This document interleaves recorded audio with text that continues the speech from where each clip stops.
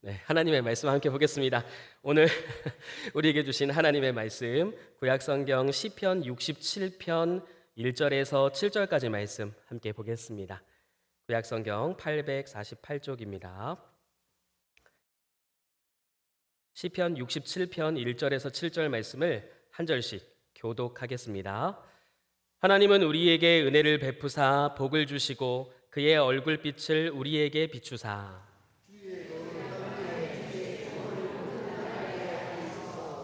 하나님이여 민족들이 주를 찬송하게 하시며 모든 민족들이 주를 찬송하게 하소서.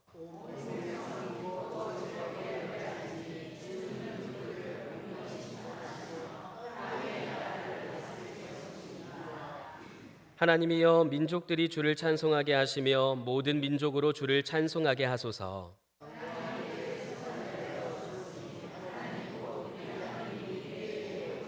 함께 있습니다. 하나님이 우리에게 복을 주시리니 땅의 모든 끝이 하나님을 경외하리로다. 아멘.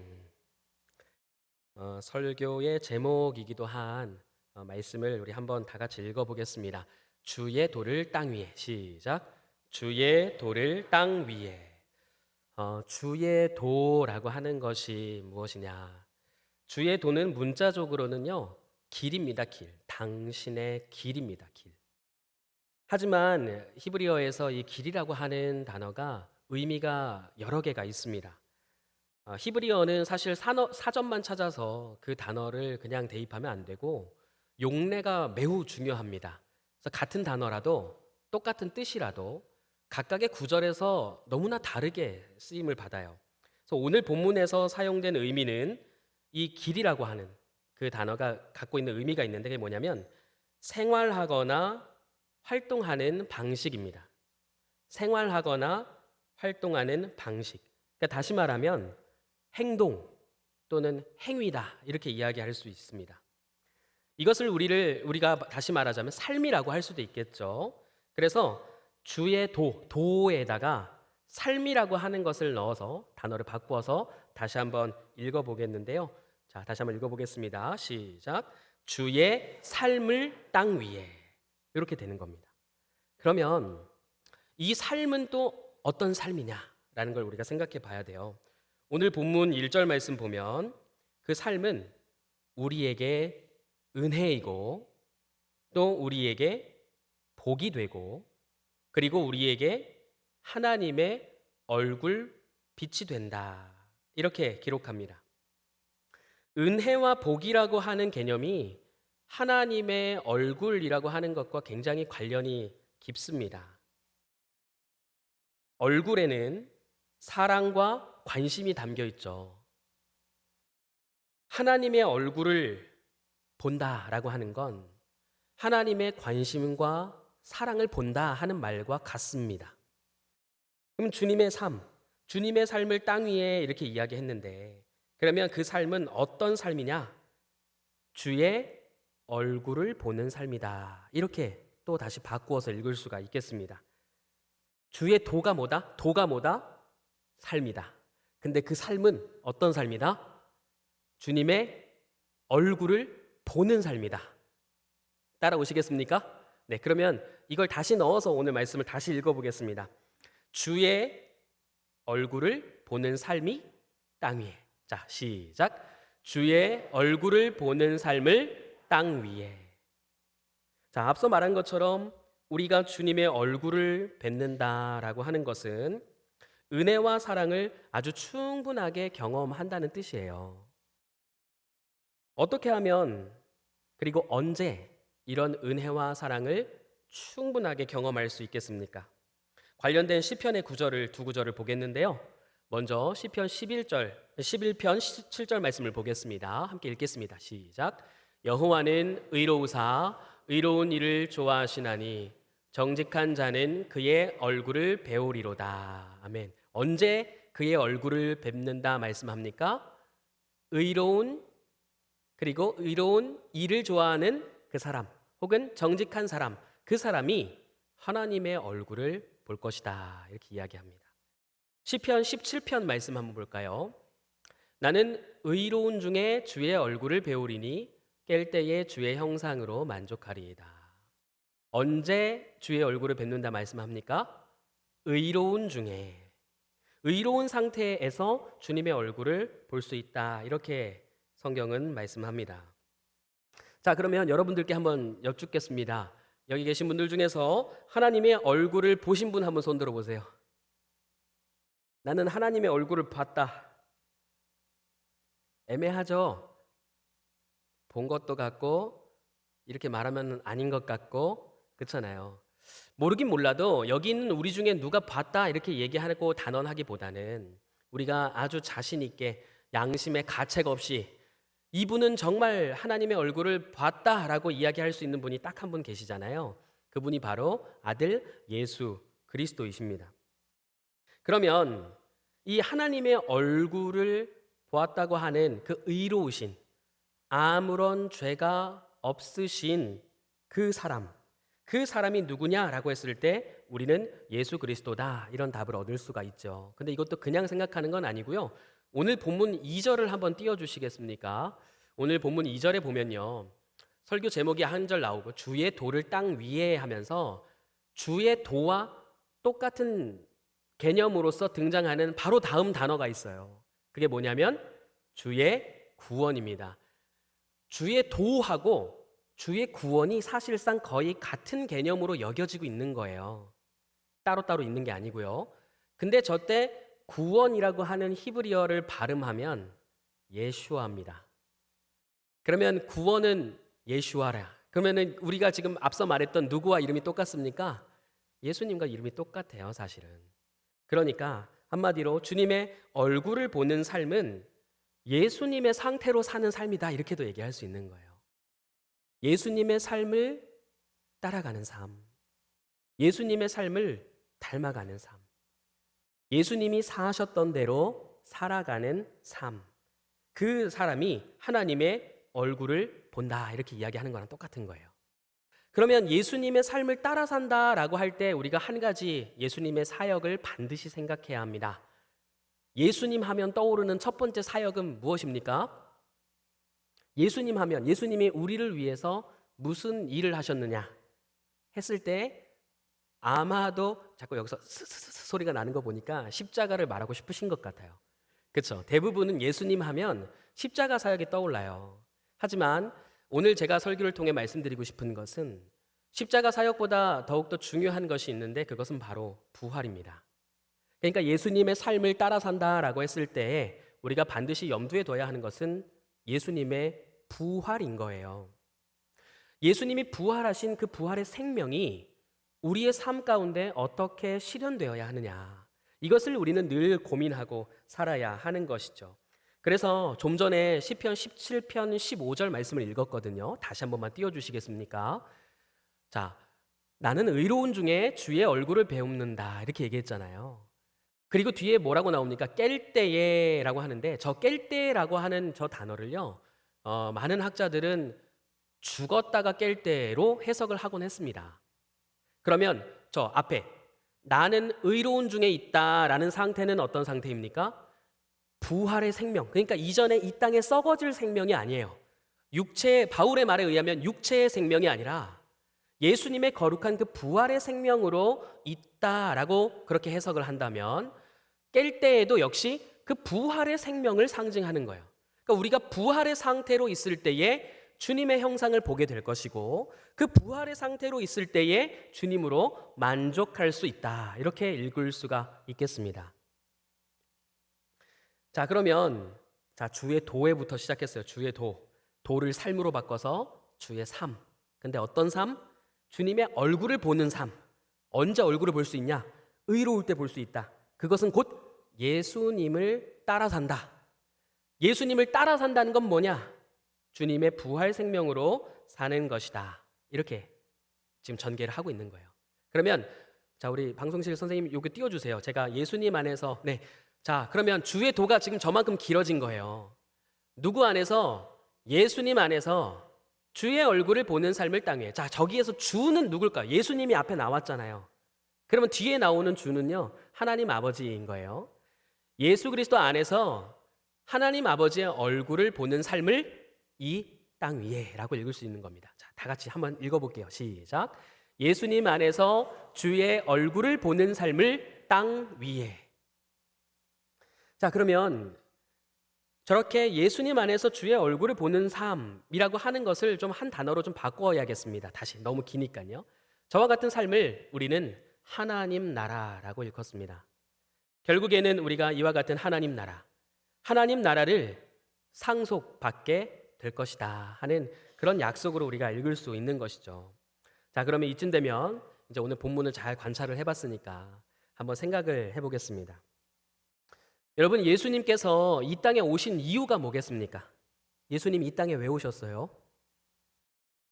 우리를 구원하시기 위해서. 자, 그거 역시 아까 제가 예수님 하면 어떤 사역이 떠올라요? 라고 했을 때 우리를 구원하심과 연결되는 사역은 뭐예요?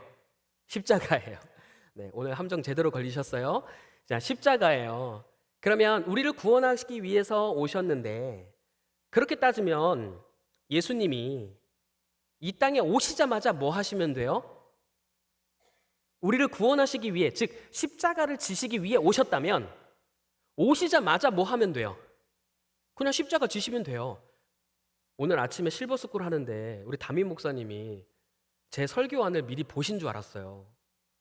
이 얘기를 똑같이 하셔서 제가 너무 놀랐어요. 내 설교안이 누출됐나? 사실 얘기를 하려고 준비를 했는데 깜짝 놀랐습니다. 아니, 정말 예수님께서 십자가만 위해서 오셨다면 그냥 어린 아기 때 십자가 매달리면 되잖아요. 그러면 다 끝나는 거 아닙니까? 그럼 뭐 한다고 예수님이 30년 동안이나 사셨어요. 그리고 예수님께서 사역을 하셨던 그 3년 동안 뭐하러 그렇게 고생을 바가지로 하시고 온갖 모욕받으시고 배신당하시고 그런 순환을 당하실 필요가 뭐가 있냐 이 말이에요. 그냥 십자가 지고 그 위에서 죽으시고 모두의 죄를 사하시면 끝날 일이잖아요. 그럼 무슨 말입니까? 지금 십자가 죽음과 구원 그 개념에 있어서 가장 중요한 것은 죽음 그 자체보다 삶이 훨씬 더 중요하다. 그러니까 주님이 오신 이유는 하나님 나라를 선포하기 위해 오신 거예요. 하나님 나라를 선포한다는 건요, 이제 우리가 함께 상속받을 그 하나님 나라를 살 수 있는 준비를 시키기 위해서 오신 거예요. 하나님 나라가 가까이 왔다. 하나님 나라가 가까이 왔을 때 제일 먼저 해야 되는 게 뭐냐? 회개하라 이렇게 얘기했단 말이에요. 천국이 가까이 왔다. 하나님의 나라가 가까이 왔다. 많은 사람들에게 알리심으로써 그 나라가 있다는 사실을 깨닫고 자신의 삶의 방식을 바꾸어서 그 하나님 나라를 상속받을 수 있도록 준비시키는 그 일이 하나님 나라를 선포한다는 말 속에 다 들어가는 일인 거예요. 결국 단지 그냥 십자가에 죽으시기 위해서만 오신 게 아니라 하나님의 나라를 상속받아 그 나라를 살아갈 수 있도록 하시는 일. 죽음이 아니라 삶을 위해서 오셨다라고 우리가 생각할 수 있는 것이죠. 삶의 방식을 바꾸는 겁니다. 이 세상의 성공 공식을 완전히 뒤집어서 다르게 생각하는 겁니다. 그래서 예수님을 따라다니던 사람들이요, 하나님 나라가 어떤 나라인가를 간접적으로 경험을 해봤어요. 예를 한 가지 들려고 하는데요. 오병이어 사건 잘 아시죠? 오병이어 사건은 하나님 나라를 계시하는 데 있어서 정말 중요한 사건이에요. 그래서 4개의 복음서에 전부 다 나와요. 한 복음서도 빠지지 않고 다 나오거든요. 근데 여러분 잘 생각해 보세요. 이 오병이어 사건을 통해서 예수님께서 하나님 나라를 계시하셨는데, 그러면 이 하나님 나라는 이 오병이어 사건으로 생각해 봤을 때 어떤 나라인가요? 오병이어 사건을 통해서 우리가 그릴 수 있는 하나님 나라, 이건 뭘 암시할까요? 뭐 예를 들어서 물고기 2마리하고, 물고기 5병이어니까 오병이어는 한 2인분 정도 된다고 칩시다. 그러면 한 2인분 정도 되는 걸 투자하면 5,000인분으로 늘어난다. 뭐 이런 개념일까요? 하나님 나라라는 게? 아니면 내가 굶주리지 않고 원하는 대로 배 터지게 먹을 수 있다. 뭐 이걸 보여주기 위해서 오병이어 사건을 일으키셨을까요? 이 땅에서 조금만 희생하면 하늘에선 엄청난 것으로 갚아주신다. 엄청난 횡재를 할 것이다. 뭐 이런 걸 알려주시기 위해서 오병이어 사건을 일으키셨을까요? 하나님 나라는 자신의 것을 기꺼이 내어놓는 사람들, 그런 사람들의 것이다 라는 걸 알려주고 싶으셨던 거예요. 이게 무슨 뜻이냐면요, 여러분 이 오병이어 사건 현장에 있다고 생각을 해보고 그 사건을 경험했던 사람들 중에서 누가 제일 기뻤을까요? 네? 물고기를 먹은 사람? 오, 정답이 한 번에 나올 거라고 기대를 안 했는데요. 실제로 그 상황에서 가장 기쁜 사람은 예수님 혹은 예수님의 제자들, 아니면 그 물고기를 얻어먹은 사람들. 와, 배고팠는데 잘 됐다. 근데 이거 먹다 보니까 이거 어디서 난 거야? 제자들은요, 아휴, 저거 내가 냈어야 되는데 내가 왜 저 도시락을 안 싸워가지고 이렇게 영광스러운 순간에 낄 수 없었을까? 뭐 그런 생각 하지 않았겠어요? 말씀대로, 대답대로, 잘 대답하신 대로 가장 기뻤던 사람은 물고기와 그 떡을 내어놓은 사람이 아니었을까요? 그와 같이 자신의 것을 아낌없이 내어놓는 사람이 하나님의 나라를 상속받을 수 있다라는 걸 예수님이 알려준 거예요. 그러면 그 사람은 이제 앞으로 살아가면서 뭘 떠올리겠어요? 아, 내가 자꾸 이렇게 내어주고 내 것을 나눔으로 인해서 내가 하나님 나라에 들어갈 수 있구나 하는 그런 소망을 가지고 끝까지 나누면서 살지 않았겠습니까? 근데 이 사람이요, 세 개의 복음서에서는 누군지 잘 안 밝혀요. 근데 유일하게 요한복음에서는요, 이 사람이 누군지 밝혀요. 요한복음 6장 9절 한번 보시면요, 누가 있어? 한 아이가 있어. 바로 저 아이가 내놓은 보리떡 5개와 물고기 2마리로 인하여서 수많은 사람들이 먹은 거예요. 저 아이에게 저 양식은 얼마나 귀한 거였겠습니까? 그런데도 불구하고 그것을 아낌없이 내어낸 거예요. 그런데 보세요. 결국에는 이와 같이 세상이 가르쳐 주는 대로 내가 더 모아야 돼, 내가 더 가져야 해, 그래야지만 우리는 성공을 이룰 수 있어 라는 이 진술을, 좀 이제 비약이 심하긴 하지만 이 진술을 세상의 방법이라고 우리가 생각을 할 때 하나님 나라의 공식은 어떤 거다? 오히려 그것을 내가 더 쥐는 게 아니라 내어놓고 나누는 것이다. 이런 삶을 살아가는 것이 주님의 얼굴을 보는 삶이고, 그리고 주님의 부활 생명으로 살아가는 삶이다 하는 단적인 예가 되는 것입니다. 이것이 우리의 신앙 생활이어야 하는 것이죠. 저 아이가 꿈꾸고 바랐을 그런 하나님 나라가 역시 우리의 꿈이 되고 우리의 소망이 되어야 하는 것입니다. 뭐 이제 초기 교회 때는 저 아이가 나중에 자라서 결국에는 순교자가 되었다, 이런 이제 전설이 돌기도 하는데요. 저 아이는 그만큼 예수님께 헌신한 사람이 되었을 겁니다. 자, 그러면요, 그런데 말입니다. 이제 아까도 제가 앞서서 말씀드린 것처럼 이런 하나님 나라를 상속받는 주의 도를 이 땅 위에 이뤄야 하는 우리가 신앙생활을 할 때 방해되는 요소가 있어요. 그것을 저는 오늘 짧게 2가지를 제시하려고 합니다. 첫 번째는요, 우리가 지나치게 십자가에서 죄를 사함받는 그 사건에만 머물러 있는 그런 경향이 있다라는 거예요. 죄 용서에만 여전한 관심이 있고 어떻게 사는지에 대한 관심은 적다 이거예요.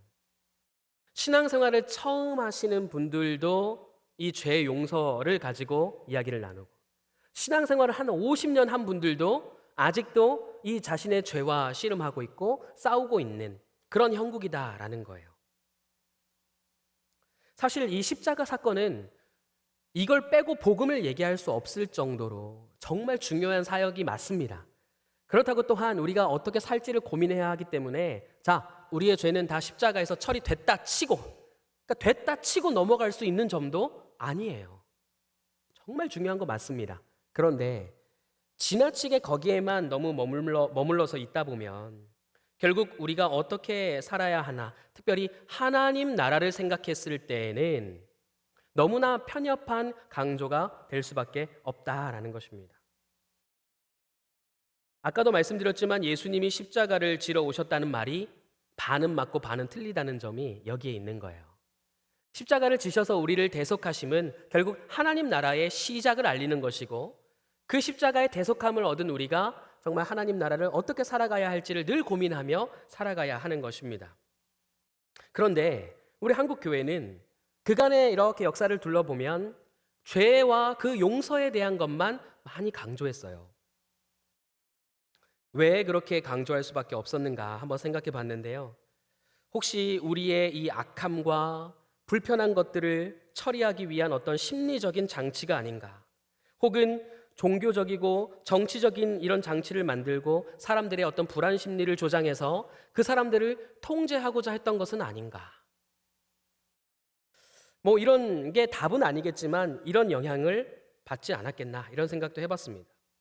혹은 이런 것들을 통해서 사람들의 공포심을 조장하거나 혹은 양심의 가책을 만들어서 그 심리적인 것을 연약하게 만든 다음에 내가 주장하고 싶은 것을 관철하기 위해서 그렇게 좀 지나치게 강조한 것은 아닌가 이런 생각도 해보았습니다. 여러분 생각은 어떠십니까? 이 앞에 지금 십자가가 걸려 있지 않습니까? 그러면 만약에 우리가 예배당에 십자가를 상징적인 표시로 이렇게 해놨는데 꼭 십자가여야만 하는 것입니까? 예를 들면 아까 우리 어린 아이가 많은 사람들을 위해서 내어줬던 오병이어면 안 되는 건가요?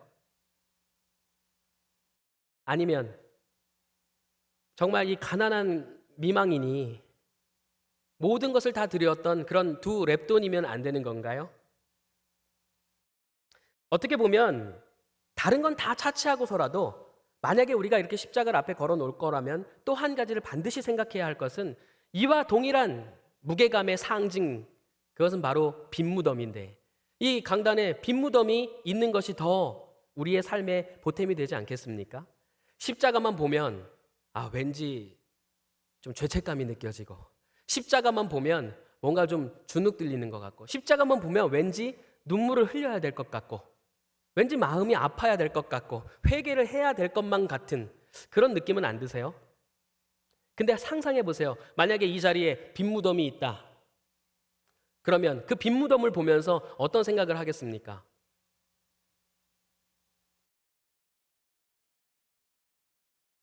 복화술이 아니에요. 말씀하셔도 돼요. 빈무덤을 보면서 무슨 생각을 하겠어요? 그냥 모르긴 몰라도요.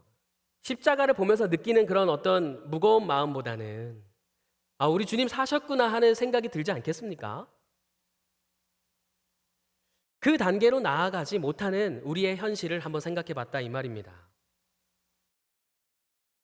그만큼 이 빈 무덤이 정말 중요한 사실인데 이 예수님의 부활이야말로 예수님이 죄가 없으시고 의로웠다는 엄청난 증거가 되는 것이죠. 실제로 예수님이 십자가에 죽으셨을 때보다 예수님이 부활하셨다는 이 사건이 일어난 후에 예수님의 이름이 온 민족에게 퍼졌어요. 예수님이 돌아가셨을 때는 그냥 죽었대 하고 끝났잖아요. 근데 빈 무덤을 봤을 때는 이거는 그냥 인간적으로 있을 수가 없는 일이잖아요. 이 사건을 접한 그 모든 사람들로 인하여서 예수님이 비로소 하나님의 아들이다 일컬음을 받고 이와 같은 예수님에 관한 이야기가 온 천하 만민으로 다 퍼지게 된 것입니다. 그만큼 삶이 중요하다라는 것이죠. 오병이어 사건에서 있었던 아까 그 아이, 자기 도시락을 내어준, 어쩌면 그 도시락을 내어주는 그 행위 자체가 빈무덤을 상징하는 것 아닐까요? 혹은 가난한 과부 있지 않습니까? 미망인. 그 미망인이 두 랩돈을 냈단 말이에요. 전부를 내었다 그랬어요, 우리 주님이. 그 전부를 내고 텅텅 빈 주머니. 그 주머니가 마치 빈 무덤과 같지 않겠습니까?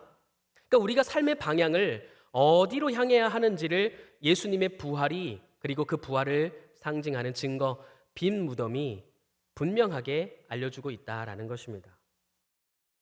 나는 왜 오늘도 이렇게 죄인일까? 내 인생은 왜 이렇게 꼬일까? 생각하면서 자책할 시간에 그 오기로 오히려 뛰어나가서 빈무덤의 삶의 방식을 그 방식으로 바꾸라 이 말입니다.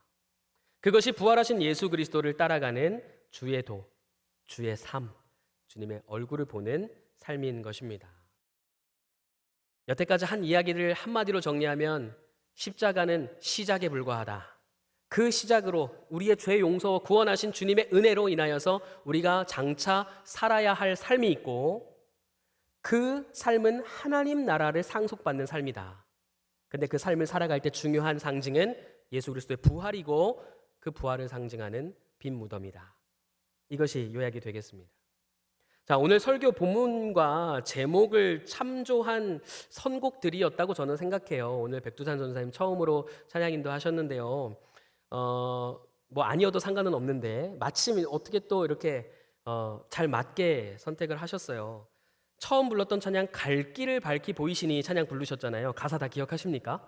갈 길을 밝히 보이시니 주 앞에 빨리 나갑시다. 우리를 찾는 구주 예수 곧 오라 하시네.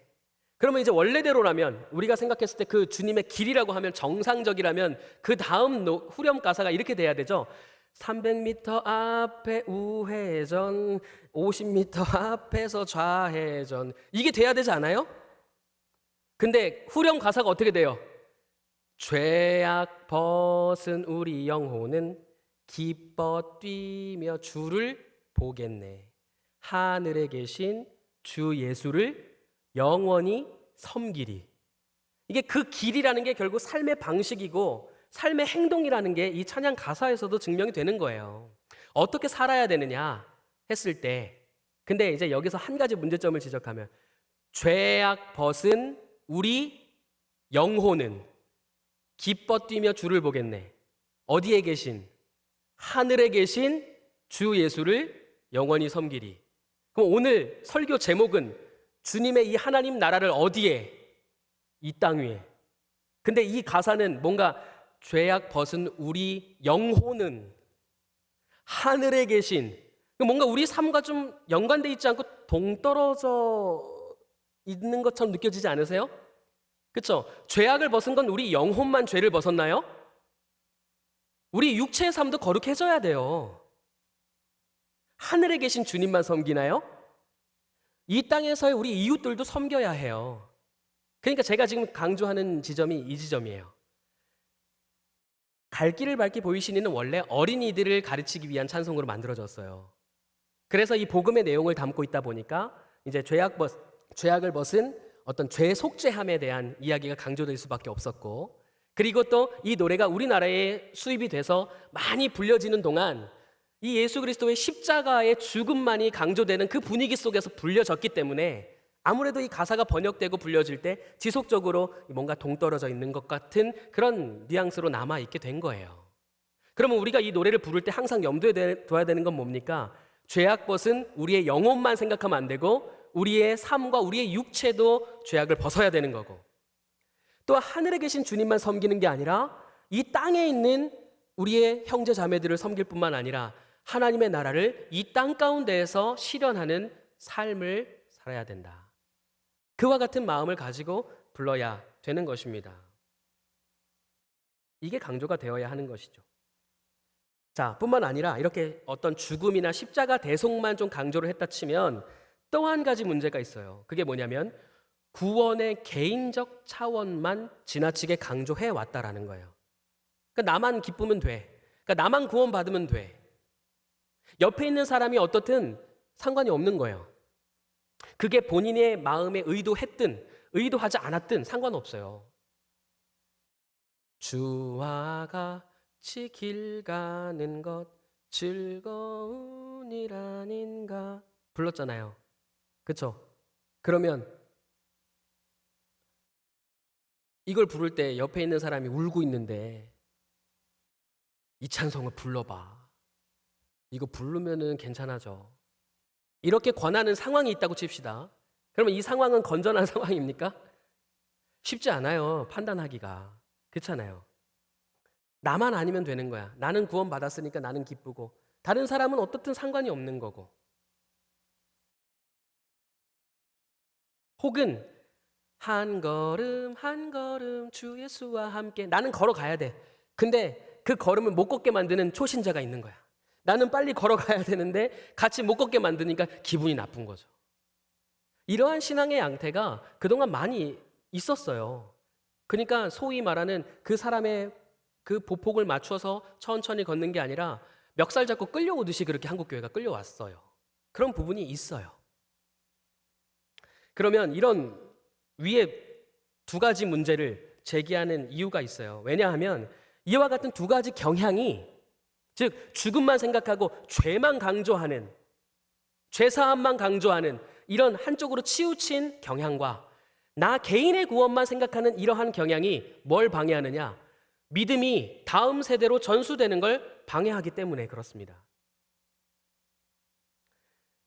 신앙생활은 죄사함 받는 것으로, 그리고 나만 기쁘고 즐거운 것으로 끝나는 것이 아니다라는 것을 우리가 잘 기억해야 되는 것이죠.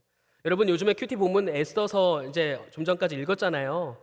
어제 이제 에스더 8장을 읽었는데, 에스더서를 읽다 보면 오늘 제가 지금 설명드린 내용이 아주 구체적으로 드러나죠. 이를테면 에스더와 모르드게가 하나님 나라를 상징하는 인물로 생각을 한다면, 이와 대척점에 있는 인물은 누구예요? 하만이에요, 하만. 근데 하만 어떻게 됐습니까? 죽었어요. 자, 죄사함의 근거로 생각한다면 하만이 죽으면 끝난 거 아닌가요? 악의 세력이 지금 척결됐잖아요. 악의 세력이 종식됐어요. 그러면 끝난 겁니까? 아니요. 에스더 뭐 했습니까?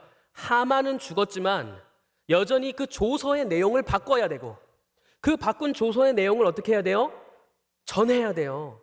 에스더는요, 하만이 죽었다고 해서 다 끝났어, 나는 왕의 왕비고 모르드게 우리 양부도 살아있고 하만은 죽었으니까 끝났네, 아이 기뻐라, 이렇게 한 게 아니었어요. 자신의 민족이 절체절명의 위기에 빠져 있으니까 그 민족들을 위해서 왕 앞에 엎드려서 울었어요. 살려달라고. 나만 구원받는 게 아니라 우리 민족이 구원받을 수 있도록 이 조서를 바꿔주십시오 라고 하면서 애통했어요. 통곡을 했습니다. 이 전본문에서 어때요? 통곡할 뿐만 아니라 죽으면 죽으리라 하고 자기의 목숨까지 내어놨어요. 이게 빈무덤의 정신이에요. 결국 이 왕의 조서가 인장 반지 찍고 나갈 때 에스더는 그 앞에서 통곡했고, 그리고 준말을 탄 그 군사들은 어떻게 했습니까? 최선을 다해서 땅끝까지 달려간 거예요. 그와 같은 삶이 계속해서 이어져야 하는 것입니다. 하만의 노래로 끝나면 안 되고, 에스더만의 노래로 끝나면 안 되고, 우리 모두의, 모든 민족의 노래로 이어져야 하는 것이죠. 우리 개인이 불렀던 노래가 다른 이들에게도 노래가 되어야 하는 거예요. 우리에게 경험됐던 기쁨이 다른 사람들에게도 기쁨이 되어야 하는 것입니다. 그래서 오늘 말씀 3절, 5절에 마치 후렴구처럼 똑같은 문장이 두 번 반복됩니다. 3절 말씀을 띄워주시면요, 함께 읽어보겠습니다. 하나님이여, 민족들이 주를 찬송하게 하시며 모든 민족들이 주를 찬송하게 하소서. 그 자기가 불렀던 구원의 노래가 어디까지 가길 바라고 있는 겁니까? 모든 민족들에게까지 이어지기를 바라고 있는 것입니다. 그래서 이와 같은 우리가 불렀던 모든 찬송들이 민족을 향해 나아가는 그 주님, 민족을 향해서 자신의 목숨을 다 내어놓고 다시 부활하신 그 생명을 들고 모든 땅끝을 향해서 나아가시는 그 주님과 함께 동행하는 그 길을, 그리고 그 삶을 우리가 걷고 살아야 한다라는 말씀입니다. 이따가 기도회 할 때 부를 찬송에도 그 말씀을 기반으로 한 찬송이 한 곡 들어있어요. 우리 찬양팀 이따가 부를 찬양 중에 주님여 이 손을 꼭 잡고 가소서 악보 갖고 있죠? 갖고 있어요? 그 악보 밑에 보시면 무슨 말씀이 있는지 크게 한번 읽어주세요.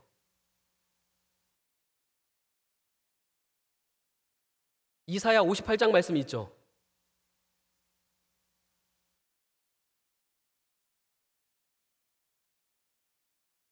내가 항상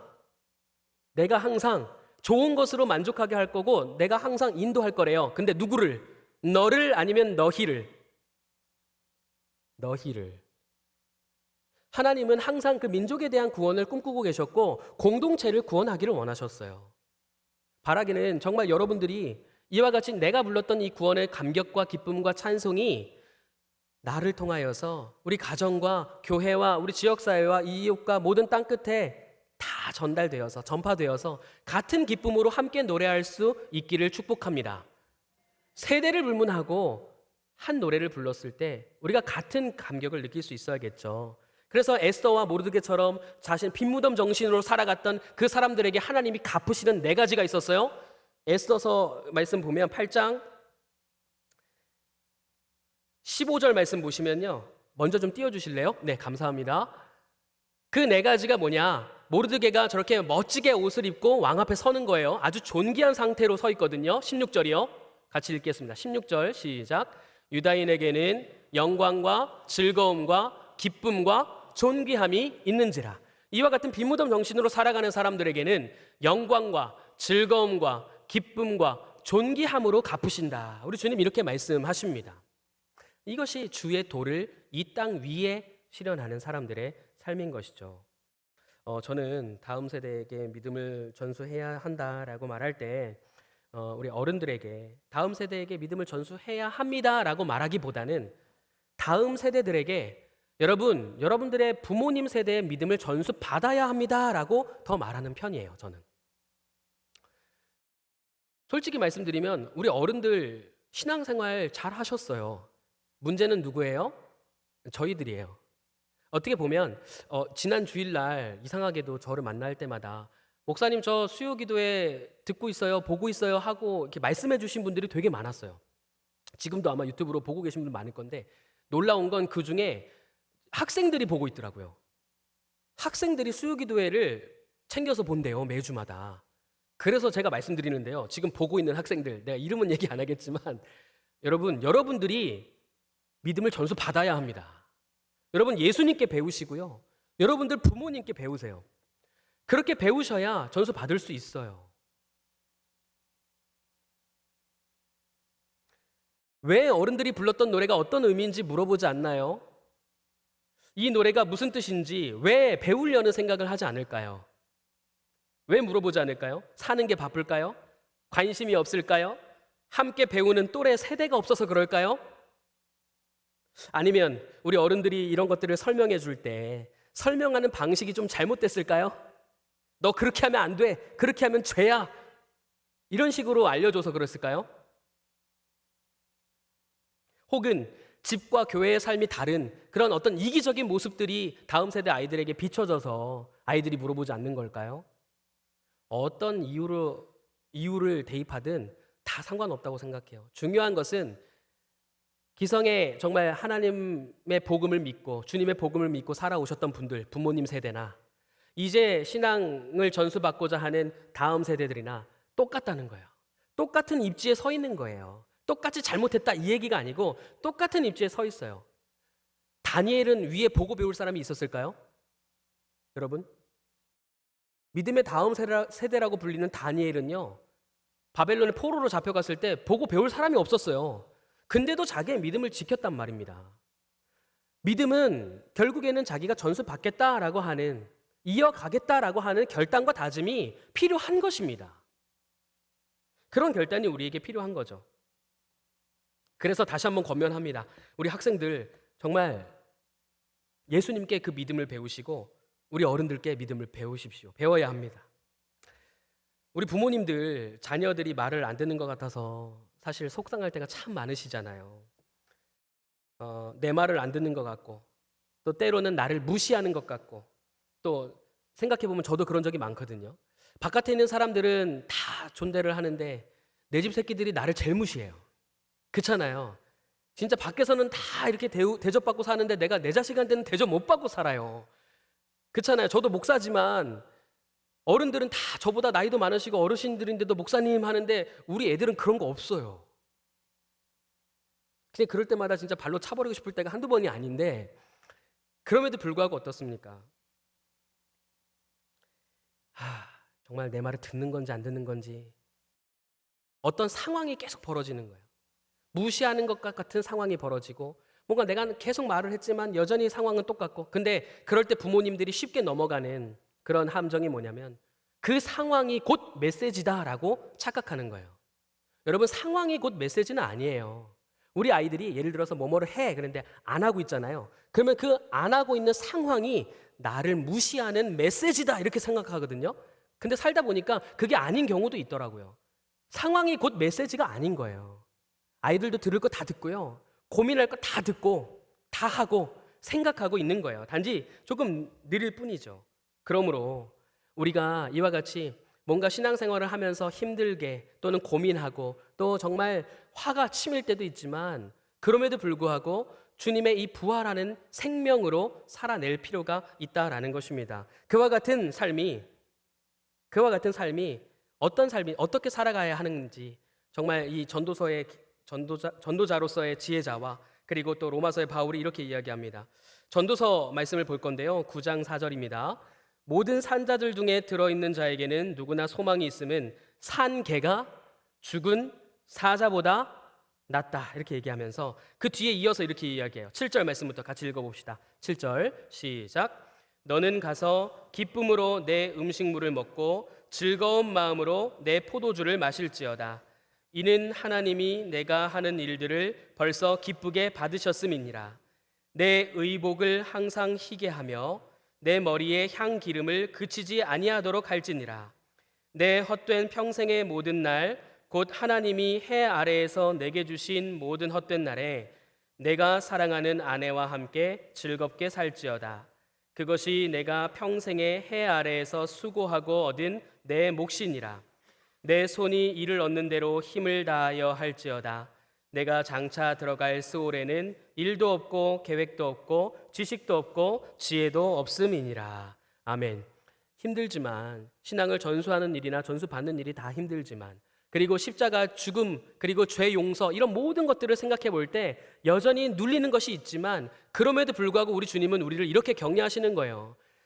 산자가 죽은 자보다 낫다. 결국 그 살아있는 동안에 끊임없이 꾸준하게 계속 그와 같은 삶을 살아내라 이거예요. 눌릴 때마다, 삶의 무게에 짓눌릴 때마다 가서 밥이나 먹으라는 거예요. 밥 먹고 힘을 내고, 할 일이 있으면 그 일을 끝까지 정성껏 감당하라는 말씀이에요. 이 말씀을 바울이 다시 로마서에서 이야기합니다. 로마서 12장 9절에서 13절 또다시 같이 읽겠습니다. 시작. 사랑에는 거짓이 없나니 악을 미워하고 선에 속하라. 형제를 사랑하여 서로 우애하고 존경하기를 서로 먼저 하며 부지런하여 게으르지 말고 열심을 품고 주를 섬기라.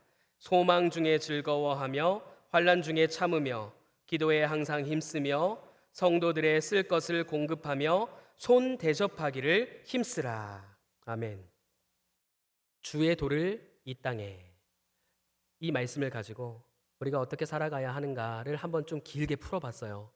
결국에는 예수 그리스도의 십자가뿐만 아니라 하나님 나라를 이루시려는 예수 그리스도의 부활을 우리가 생각해야 하고, 그 생명으로서 때로는 삶의 어려움들이 있지만 그럼에도 우리에게 주어진 일들을 우리가 끊임없이 성실하게 해나가자. 특별히 빈무덤 정신으로 나가 가진 것 자꾸만 채우려고 하지 말고 비워냄으로써 우리의 주변의 사람들을 섬기고, 또 그로 인하여서 우리의 노래가 그들과 함께 나누어지는 노래가 되며 결국 그 종국의 삶에 하나님의 얼굴을 보는 삶을 이루자. 이것이 제가 여러분들께 드리는 하나님의 말씀으로 드리는 권면입니다. 바라기는 저와 여러분들의 삶이 이와 같이 주의 도를 이 땅 위에 이루는 삶, 그리하여 주님의 구원, 하나님의 얼굴빛을 보는 그와 같은 복된 삶이 되시기를 주님의 이름으로 축복합니다. 함께 기도하겠습니다. 우리 통성으로 잠깐 기도했으면 좋겠는데요.